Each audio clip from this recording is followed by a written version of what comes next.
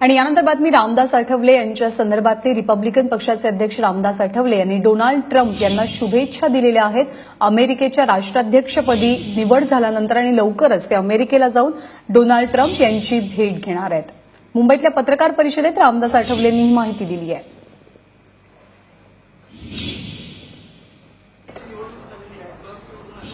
अमेरिकेची निवडणूक झालेली आहे तर जे डोनाल्ड जे आहे ते रिपब्लिकन पक्षाचे निवडून आलेले आहे। तर ते जसे आता अध्यक्ष झालेले आहे तसा एक दिवस आरपीआयचा अध्यक्ष तिथं झाला पाहिजे रिपब्लिकन पक्षाने।